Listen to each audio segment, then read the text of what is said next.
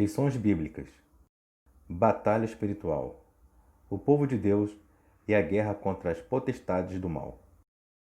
Lição 10. Poder do alto contra as hostes da maldade. Texto áureo. Eis que sobre vós envio a promessa de meu Pai. Ficai, porém, na cidade de Jerusalém, até que do alto sejais revestidos de poder. Lucas 24, versículo 49. Verdade prática. As obras das trevas são demolidas pelo poder de Deus no trabalho de pregação do Evangelho de Cristo. Leitura diária. Segunda. O poder do alto liberta os oprimidos e cura os enfermos. Mateus 10, versículo 1. Terça. O Senhor Jesus faz os demônios estremecerem.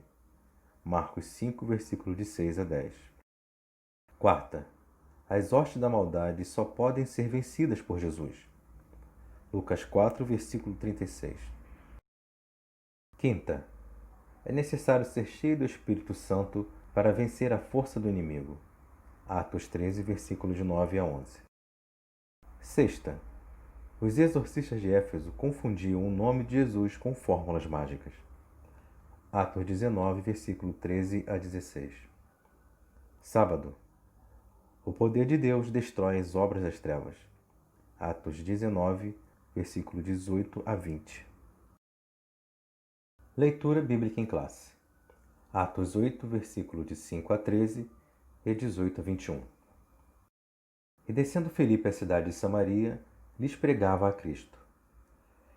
E as multidões unanimemente prestavam atenção ao que Filipe dizia, porque o viam e viam os sinais que ele fazia. Pois que os espíritos imundos saíam de muitos que os tinham, clamando em alta voz, e muitos paralíticos e coxos eram curados. E havia grande alegria naquela cidade. E estava ali um certo homem chamado Simão, que anteriormente exercera naquela cidade a arte mágica e tinha iludido a gente de Samaria, dizendo que era uma grande personagem, ao qual todos atendiam, desde o mais pequeno até o maior, dizendo: esta é a grande virtude de Deus. E atendiam-no a ele, porque já desde muito tempo os havia iludido com artes mágicas.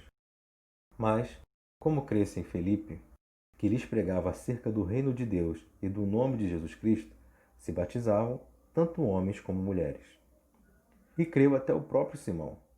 E, sendo batizado, ficou de contínuo com Filipe, e vendo os sinais e as grandes maravilhas que se faziam, estava atônito. E Simão, vendo que pela imposição das mãos dos apóstolos era dado o Espírito Santo, lhes ofereceu dinheiro, dizendo: dai-me também a mim esse poder, para que aquele sobre quem eu puser as mãos receba o Espírito Santo. Mas disse-lhe Pedro: o teu dinheiro seja contigo para a perdição, pois cuidaste que o dom de Deus se alcance por dinheiro. Tu não tens parte nem sorte nesta palavra, porque o teu coração não é reto diante de Deus. Introdução. O relato do trabalho evangelístico de Filipe em Samaria nos chama a atenção. Primeiro, por causa da animosidade que havia entre judeus e samaritanos. Depois, porque Jesus havia dito antes: não entreis em cidade de samaritanos. Mas a região foi palco de um grande avivamento com a chegada do Evangelho. Isso aconteceu no poder do Espírito Santo, que trouxe muita alegria, gozo e libertação na cidade. Mas o Evangelho também veio para desfazer as obras das trevas. Ponto central. As obras das trevas são destruídas pelo poder da pregação do Evangelho de Cristo. Tópico 1. Contexto histórico de Samaria. Os samaritanos eram os israelitas que se mesclaram com os povos estrangeiros durante o período da dispersão das 10 tribos do norte em 722 a.C. Com o passar do tempo, essa mescla veio a ser também religiosa. Na era apostólica, o clima entre os judeus e samaritanos era tenso. O Evangelho de João resume o relacionamento entre judeus e samaritanos nas seguintes palavras: judeus não se comunicam com os samaritanos. João 4, versículo 9. 1. A fundação de Samaria. A cidade foi fundada pelo pai do rei Acabe, o qual reinava sobre 10 tribos do norte, que se apartaram de Jerusalém no século X a.C. O nome do rei era Onri, que comprou um monte de um cidadão chamado Semer, onde fundou uma cidade a qual deu o nome de Samaria, em homenagem ao dono anterior, e fez dela a capital do seu reino. Mesmo antes da dispersão dos israelitas do Reino do Norte, já havia um clima de tensão entre Samaria e Jerusalém, Israel e Judá, os dois reinos que se dividiram após a morte de Salomão. 2. O cativeiro. Quando o rei da Assíria, Salmaneser, sitiou Samaria em 722 a.C., levou para o cativeiro as 10 tribos do norte. Mas foi Sargão II, sucessor de Salmaneser V, que concluiu o cativeiro dos israelitas, das 10 tribos do norte. Os assírios levaram as 10 tribos do norte para outras regiões e trouxeram estrangeiros para povoar a terra de Israel. Os poucos filhos de Israel que ficaram na terra se misturaram com os estrangeiros deportados de suas terras. Desse modo, seus filhos não eram totalmente judeus nem completamente gentios. Eram os samaritanos. 3. A diferença entre judeus e samaritanos. Os judeus recusaram a ajuda dos samaritanos na reconstrução do Templo de Jerusalém, quando Judá retornou do cativeiro babilônico.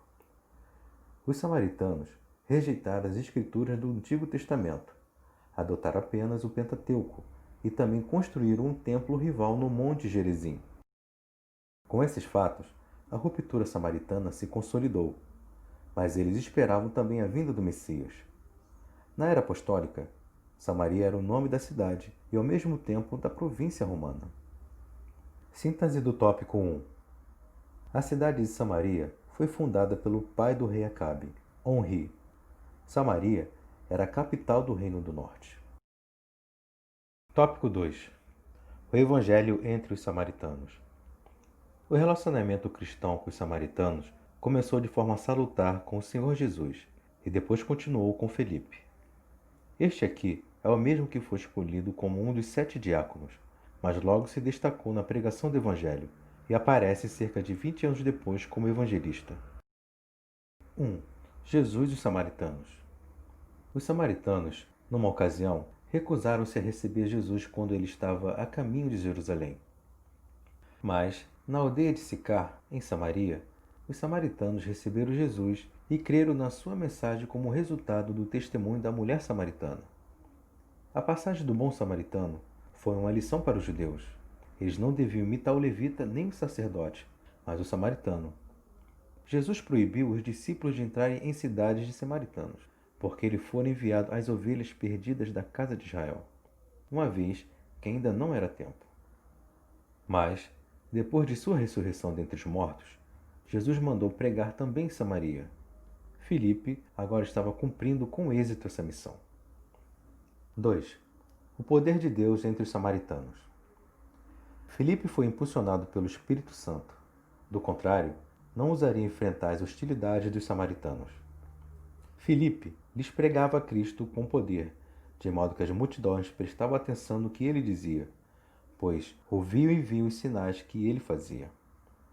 Era algo inédito e que atraía as multidões, pois que os espíritos imundos saíam de muitos que os tinham, clamando em alta voz. E muitos paralíticos e coxos eram curados. Essa manifestação era o autêntico poder do alto contra as hostes, por meio da pregação do Evangelho. Filipe revolucionou a cidade pelo poder de Deus. 3. O batismo no Espírito Santo. Havia muita alegria na cidade com a chegada de Filipe, que batizava homens e mulheres. A notícia desses fatos chegou à igreja de Jerusalém, que enviou os apóstolos Pedro e João, os quais trouxeram o que ainda faltava aos samaritanos convertidos, o batismo no Espírito Santo. Ao chegarem a Samaria, eles impuseram as mãos sobre os novos crentes, que receberam o Espírito Santo. Síntese do tópico 2. Jesus levou a primeira mensagem aos samaritanos, e por instrumentalidade de Filipe, o Evangelho impactou os samaritanos com o poder do Espírito. Tópico 3. Filipe em Samaria e Simão, o mágico.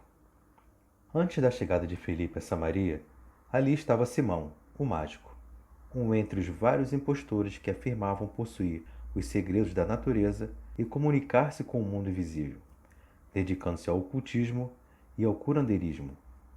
Tudo isso se chama artes mágicas, superstições populares e práticas enganosas sobre a égide do príncipe das trevas.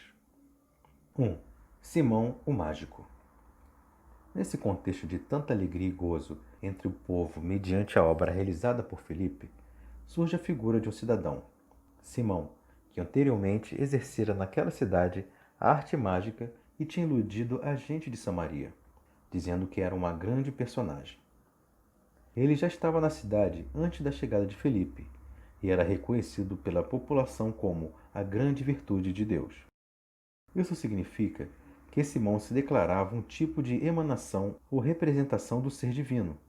No entanto, não passava de um embusteiro que, durante muito tempo, iludia o povo com artes mágicas. 2. A conversão de Simão o Mágico. O texto sagrado afirma: "E creu até o próprio Simão. E sendo batizado, ficou de contínuo com Felipe, e vendo os sinais e as grandes maravilhas que se faziam, estava atônito." É difícil saber até que ponto a conversão de Simão, o mágico, era genuína, pois o relato indica tratar-se de uma conversão meramente intelectual ou artificial. A avaliação do apóstolo Pedro foi: "O teu coração não é reto diante de Deus." Assim, impressionado com os milagres que Felipe operava, Simão teria se convencido de ser Jesus o Messias, mas não houve transformação em sua vida. 3. A repreensão do apóstolo Pedro. Simão, o mágico, foi desmascarado na tentativa de subornar o apóstolo Pedro, pensando ser possível comprar o poder do Espírito Santo.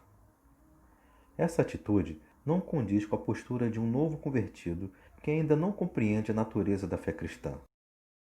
Parece que Simão imaginou ter descoberto uma nova fórmula mágica, como os exorcistas de Éfeso, e dessa forma achou que podia comprar essa fórmula para ampliar o seu currículo e acrescentar ao seu cardápio um novo serviço para o povo. Ele não agiu com sinceridade, por isso o apóstolo Pedro o amaldiçoou. Foi do nome de Simão que veio o termo simonia, que consiste no ato deliberado de comprar ou vender as coisas espirituais. Os discípulos de Simão ainda estão por aí negociando e vendendo as coisas espirituais. Síntese do tópico 3. O impostor Simão, o mágico, foi repreendido pelo apóstolo Pedro. Conclusão. A história de Simão, o mágico, nos mostra que seu comportamento foi reprovado por Deus. Há uma diferença abissal entre o poder que vem do alto, o poder sobrenatural do Espírito Santo, e os pseudo-milagres operados por charlatões e embusteiros, agentes a serviço do reino das trevas. Isso nos serve de lição, para estarmos alertas quanto aos líderes enganosos.